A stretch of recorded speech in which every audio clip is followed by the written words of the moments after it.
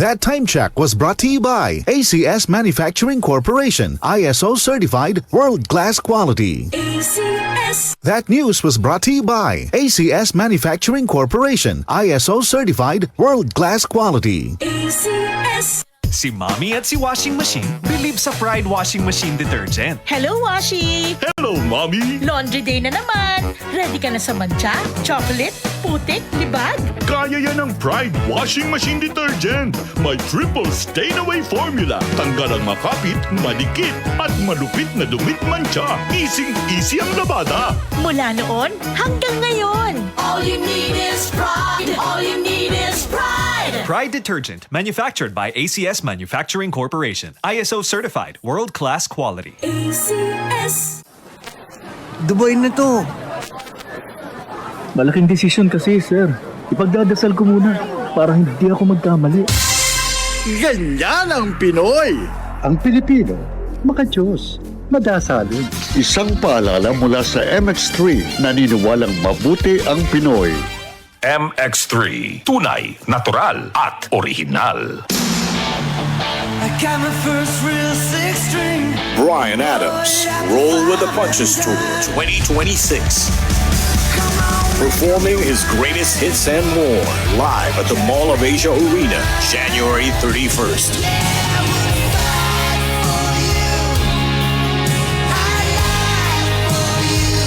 Bryan Adams, live in concert. Book now at smtickets.com. Presented by Wilbros Live. Hello, Philippines. It's Bryan Adams. See you all soon.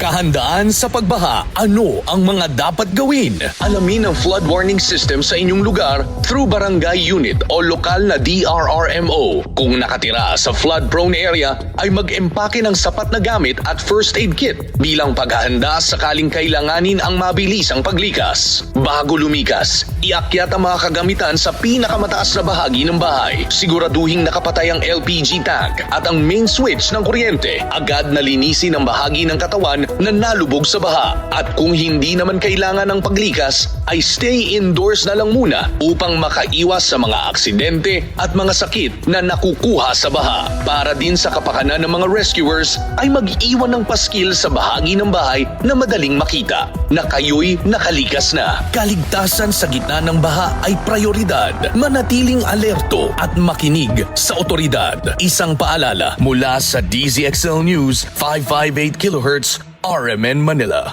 Goodbye to meet Masya. Hello, bright bar blue.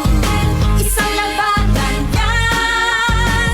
Bright bar blue. Pride Bar Blue with powerful stain-away enzymes. Malupit magtanggal ng dumit mancha pero di masakit sa kamay. Goodbye to meet Masya.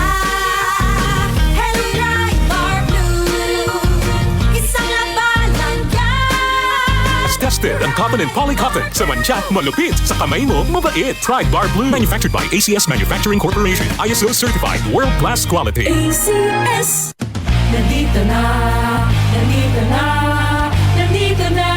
Nandito na ang beefy, meaty linamnam holiday corned beef. Pwede any time of the day at gawing malinamnam ang kain. Kaya ang agahan, gawing almusal linamnam. Sa tanghalian, tanghalian namnam. At sa hapunan, hapunan linamnam. All day, holiday. Also available in spicy hot.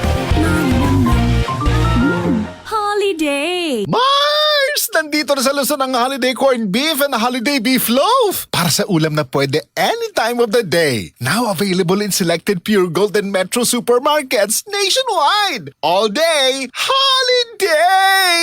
Sulfon Plus Herbal Capsule. Ako si Roy, taga Santa Rosa, Laguna. Malabo yung mata ko. Sabi ng doktor, may glaucoma daw ako. Pero tinry kong uminom ng Santon Plus Herbal Capsule. Inaraw-araw ko, nawala yung glaucoma. Nabis talaga yung Santon Plus Herbal Capsule. Sulfon Plus. Mabibili sa mga butika.